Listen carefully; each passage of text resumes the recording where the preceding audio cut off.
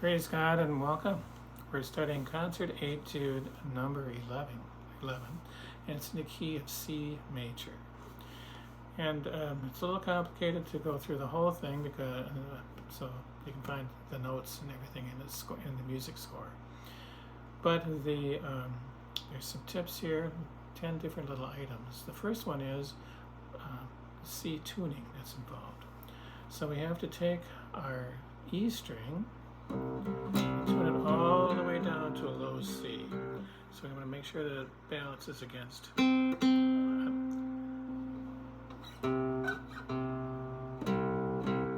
it's 2 octaves lower.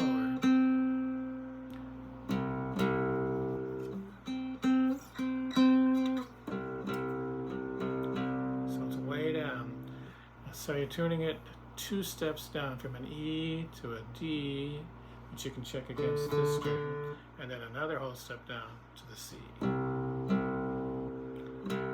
Once it gets down there, it likes to rise back up again, so you have to keep tuning it until it settles. And then we have the G. We're going to take this A string and tune it down 1 step to a G.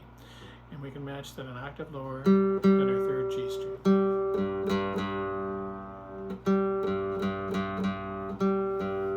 Tune the E string down to a low C and then A string to a G. Alright, now some playing tips here. We're going to go all the way up to a G7 chord on the 13th fret, 2nd finger down, a little half bar. Play rest stroke in the top note, and then we staccato, lift this up, or put our fingers down to get a staccato. And we're going to do what's called planing. We're going to go down 1 fret at a time. So this is G7, G flat 7, F7, E7. And then we start arpeggiating. I just take my ring finger, go across 3, and then my thumb down a fret. And now in the music score, I shift to a G7 flat 5, and then a B flat 7, and then we strum the D minor chord. Now, in the version that I taped on the whole piece here, I missed a G7 flat 5 and the B flat 7. I didn't read the score correctly. I just kept planing down. Alright, after the D minor 7th, there's a series of slurs. And then we end up in a G chord. Second little tidbit to learn here is I'm going to do, it's like a trill, a series of extended 6. We start with an G, and it's going to go to an A, and we hammered that down. And now we're going to go from a B, we use the open B string, and then we'll hammer down the 3rd finger on a C. We do those 2 things at the same time. So I strum lightly the 2 strings and hammer down. And then I can crescendo and diminuendo as I would like. Now you can play the B here with the 2nd finger and hammer down these 2, but it doesn't give you the power they have with the open string.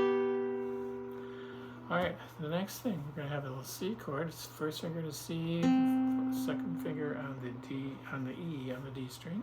And then we strum all 6 strings. A nice full C chord.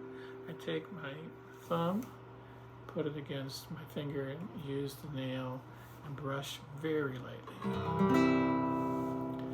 And then I'm going to go up to C, and I have a whole series of melodies with 6. And we do the same thing with the G chord. We have a 4th finger here for the G, and then a low D. And then more series of 6 for the melody that follow that. Now we end up, after a bit, with this F major 7th chord with a G in the bass. Do some pull-offs very lightly.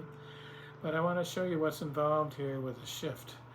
I have to shift my arm back and bring it up to the 8th position, and then I continue with the arpeggio on the F major 7th chord. Kick my arm back and bring it up higher. And one more time, kick it back. This time I'm going to raise it up higher, and I'm going to let the arm fall and come all the way back to end up where we need to end up for the next chord. So you have to keep doing that. You shift the arm, shift the arm, and up here, and let gravity take it as we take the arm as it flips it back to where it needs to go way back in the 1st position. Now, another shifting thing involved here is some arpeggios. I start with an F minor 6th chord. Doing it twice, get a little bar with the 1st finger. Shift the arm back, bring it up an octave higher. 8th notes. And the same thing with this next chord. Way up higher. And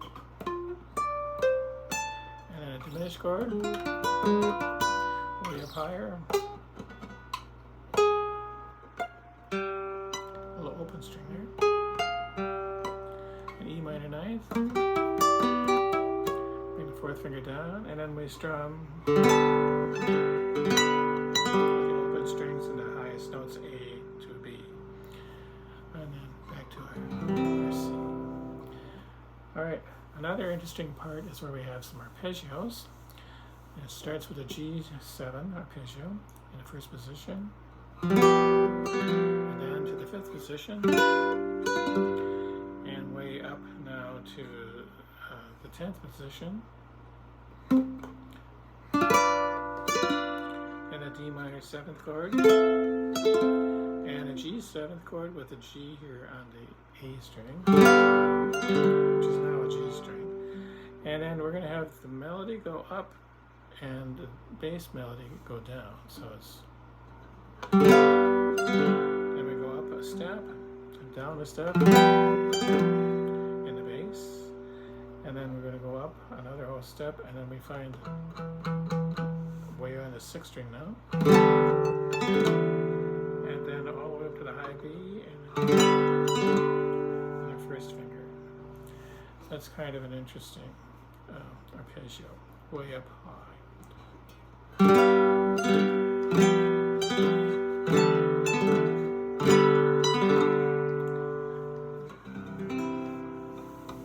Down to the C chord. All right, now we have another interesting arpeggio where we're starting with the G chord, which involves some arm shifts. Do the arpeggio, and then I put down a diminished chord.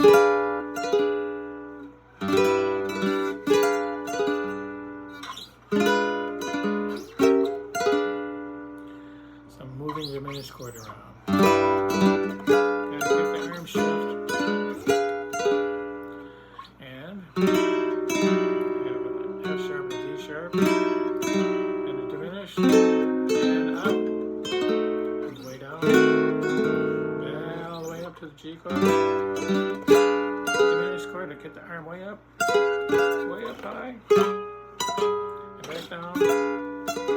Back to our E minor 9. And diminished. So we're shifting with the arms as we're moving the diminished chord around. And